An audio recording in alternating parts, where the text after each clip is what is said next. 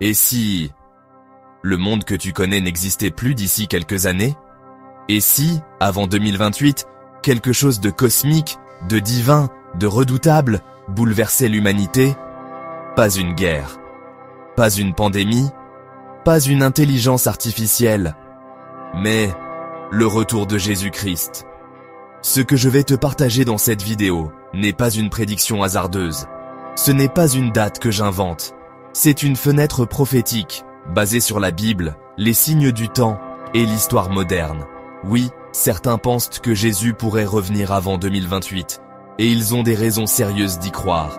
Aujourd'hui, je te montre les preuves, les signes, les versets et ce que tu dois faire maintenant. Parce que s'il revient, tout le reste n'aura plus aucune importance. Jésus revient, c'est certain. Des dizaines de versets le proclament clairement. Jean 14, 3. Je reviendrai et je vous prendrai avec moi. Acte 1, 11. Ce Jésus, qui a été enlevé au ciel, reviendra de la même manière. Apocalypse 22, 12. Voici, je viens bientôt. Le retour de Jésus est une promesse centrale de la foi chrétienne. Il ne s'agit pas d'un symbole. Il s'agit d'un événement réel, futur, visible et mondial. Mais la question, c'est quand? Et Jésus a répondu, personne ne connaît le jour ni l'heure. Matthieu 24, 36. Pour ce qui est du jour et de l'heure, personne ne le sait, ni les anges des cieux, ni le Fils, mais le Père seul. Donc non, on ne peut pas fixer une date exacte. Mais Jésus a aussi dit ceci. Matthieu 24, 32, 33. Instruisez-vous par une comparaison tirée du figuier. Quand vous verrez toutes ces choses, sachez que le Fils de l'homme est proche, à la porte. Autrement dit, tu ne peux pas savoir le jour, mais tu peux savoir si c'est bientôt. La prophétie la plus frappante liée au retour de Jésus, c'est celle du figuier qui refleurit. Dans la Bible, le figuier représente Israël. J'avais trouvé Israël comme des raisins dans le désert. Je vis vos pères comme les premiers fruits d'un figuier.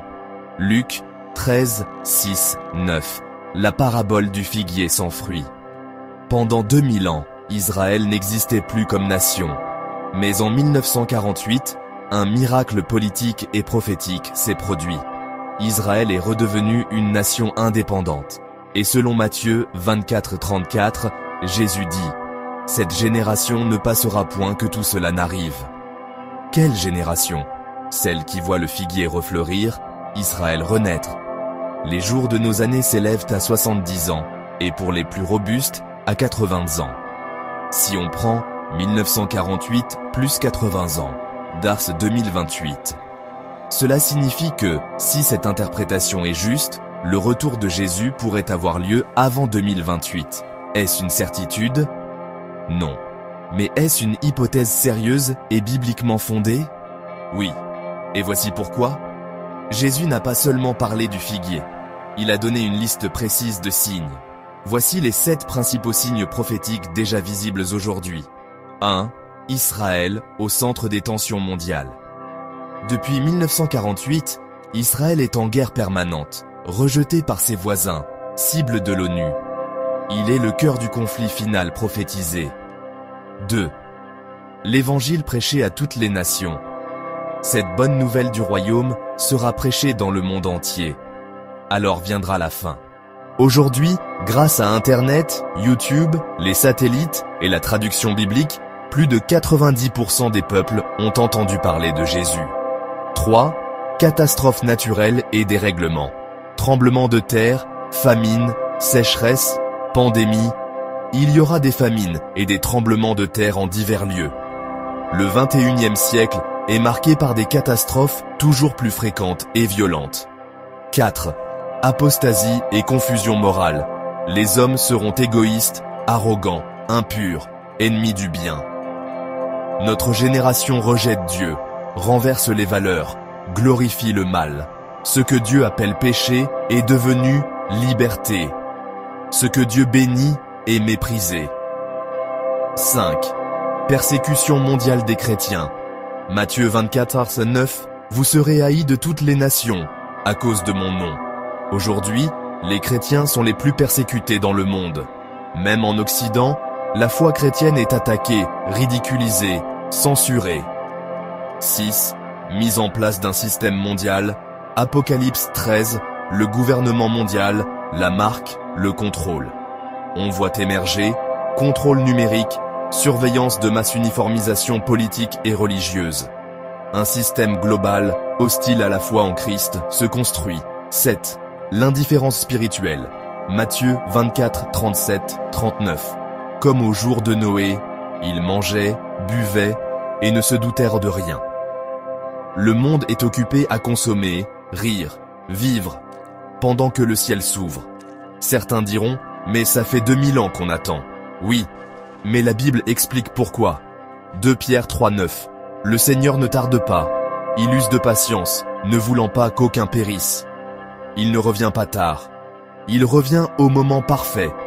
Et s'il tarde encore, c'est pour te laisser le temps de te préparer. Il ne revient pas comme un bébé, mais comme un roi.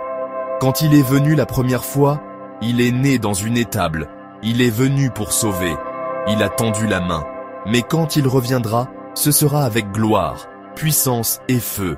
Il viendra juger et régner. Apocalypse 19, 11, 16. Voici, je vis le ciel ouvert, sur un cheval blanc, et il est appelé Roi des rois, Seigneur des seigneurs. Et si c'était demain, tu n'as pas besoin d'attendre un message sur ton téléphone. 1 Thessaloniciens 5, 2, 3. Le jour du Seigneur viendra comme un voleur dans la nuit. Tu seras soit en paix avec Dieu, soit en panique devant le juge. Jésus ne t'appelle pas à avoir peur. Il t'appelle à être prêt. Jean 3, 16. Car Dieu a tant aimé le monde.